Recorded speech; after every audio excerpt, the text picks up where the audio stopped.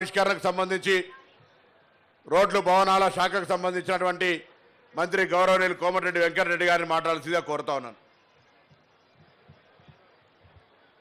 మన ప్రియతమ నాయకులు దివంగత మాజీ ప్రధానమంత్రి రాజీవ్ గాంధీ గారి విగ్రహ ప్రతిష్ఠ కార్యక్రమానికి ముఖ్య అతిథిగా విచ్చేసి విగ్రహాన్ని ప్రతిష్ఠించిన గౌరవ ప్రియతమ ముఖ్యమంత్రి రేవంత్ రెడ్డి గారు, ఇన్ఛార్జ్ మినిస్టర్ పొన్నం ప్రభాకర్ గారికి, పిసిసి అధ్యక్షులు సోదరుడు మహేష్ కుమార్ గౌడ్ గారు, వేదిక మీద ఉన్న నా సహచర మంత్రివర్యులకు, ప్రియమైన ఎమ్మెల్యేలకు, ఎమ్మెల్సీలకు, ఎంపీలకు, తెలంగాణ కాంగ్రెస్ పార్టీ నాయకులందరూ కూడా నమస్కారం తెలియజేసుకుంటూ, నిజంగా ఈరోజు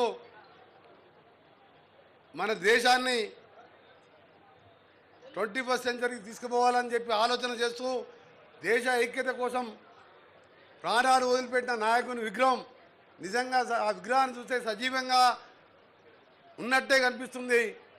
ఈరోజు ఆలోచన చేసి ఇక్కడ విగ్రహాన్ని ఏర్పాటు చేయడానికి మా R&B శాఖ ఆదేశాలు ఇచ్చిన గౌరవ ముఖ్యమంత్రి గారికి ముందుగా కృతజ్ఞత తెలియజేసుకుంటూ, అలాంటి నాయకుడు దేశం కోసం తల్లిని పోగొట్టుకున్నాడు, ఆయన ప్రాణాలు వదిలిపెట్టిన దేశం కోసం.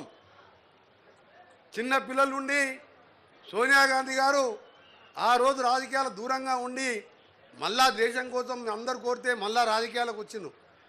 అలాంటి విగ్రహాన్ని మొన్ననే తెలంగాణ ఇచ్చిన తెలంగాణ దేవతగా సోనియా గాంధీ గారు మన తెలంగాణ ఇచ్చి ఇక్కడ విగ్రహం మా ముఖ్యమంత్రి గారు ఆలోచన చేసి పెడితే ఇవాళ పనికిరాని వాళ్ళు తెలంగాణ కోసం దొంగ నాటకాలు వేసి, ఒకడేమో పెట్రోల్ దొరికింది కానీ అగ్గిపెట్టి దొరకలే, ఒక ఆయనేమో హాస్పిటల్లో వండుకొని దొంగ దీక్షలు చేసుకుంటూ రాజీవ్ గాంధీ విగ్రహం ఎలా పెడతారు, రేపు మా గవర్నమెంట్ వస్తుంది వచ్చినాక చూసుకుంటా అన్నాడు. నీకు సిగ్గు ఉండాలి. 3 నెలల కింద పార్లమెంట్ ఎన్నికలు జరిగితే 9 సీట్లలో 3వ స్థానం పోయినావు, 7 సీట్లలో డిపాజిట్ పోయి మళ్ళా గవర్నమెంట్కి వస్తావా నువ్వు? రాజీవ్ గాంధీ గురించి మాట్లాడి, త్యాగాల కుటుంబం గురించి మాట్లాడే మీ దోపిడి కుటుంబానికి ఆ అర్హత కూడా లేదు. ఎందుకంటే ఆ కుటుంబం దేశం కోసం ప్రాణాలు అర్పించింది. ఇవాళ తెలంగాణ పిల్లలు చనిపోతుంటే 20 స్థానాలున్న ఆంధ్రప్రదేశ్లో ఒక వార్డు మెంబర్ లేకున్నా పార్టీని పోగొట్టుకొని తెలంగాణ ఇస్తే, ఇవాళ అలాంటి సోనియా గాంధీ గారి భర్త మాజీ ప్రధానమంత్రి 18 సంవత్సరాలకే ఓటు హక్కు కల్పించి యువత ఓటుతోనే దేశం మలుపు తిరుగుతుందని చెప్పి ఆలోచన చేసిండు. గ్రామ పంచాయతీలకు నేరుగా ఆ కాలంలో 2-3 లక్షల నిధులు వచ్చాయి. అలాంటి నాయకుడిని విగ్రహాన్ని తీసేశారంట.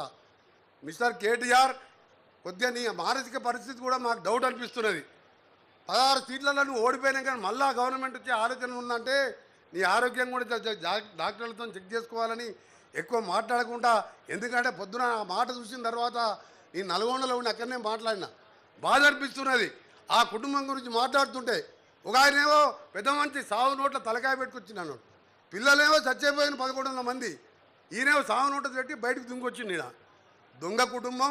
ఇవాళ మా నాయకుడి మీద మాట్లాడిన మాటలకు కేటీఆర్ గారు వెంటనే క్షమాపణ చెప్పాలని మరొకసారి తెలంగాణ ప్రజల తరఫున, కాంగ్రెస్ పార్టీ కార్యకర్తల తరఫున మా గౌరవ ముఖ్యమంత్రి గారికి ఇంత మంచి విగ్రహం ఈ మంచి స్థలంలో రేపు గణేష్ పూజలు చేసుకొని నిమజ్జనం చేసుకునే సమయం ముందు రోజు ఇక్కడ ఆవిష్కరించుకోవడం నిజంగా మన అదృష్టంగా భావిస్తూ, మళ్ళీ డిసెంబర్ 9వ తారీఖు రోజు 10 ఏళ్ళ అధికారం ఉంటే ఫామ్ హౌస్కే పరిమితమైన తప్ప తెలంగాణ తల్లి విగ్రహం వాళ్ళని జ్ఞాపకం రాలే.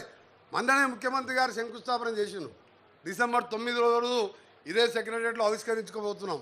ఈ సందర్భంగా తెలంగాణ రాష్ట్రం అభివృద్ధి కావాలని వారు చేసే కార్యక్రమాలన్నీ కూడా మనకు తెలుసు. వారు చెప్తారు, ముఖ్యమంత్రి గారు వారి నాయకత్వంలో మేము మంత్రులం, ఎమ్మెల్యేలం, ఎమ్మెల్సీలం అందరం కూడా తెలంగాణ రాష్ట్రాభివృద్ధికి పనిచేస్తామని తెలియజేసుకుంటూ మరొకసారి ముఖ్యమంత్రి గారికి ధన్యవాదాలు తెలియజేసుకుంటూ, ఎందుకంటే ఈ సెక్రటరియట్ దగ్గర ఇంత మంచి విగ్రహం కాదు నిలువెత్తు ఆయన చూస్తున్న సాక్షాత్ రాజీవ్ గాంధీ బతికొచ్చినట్టు అనిపిస్తున్నాడు.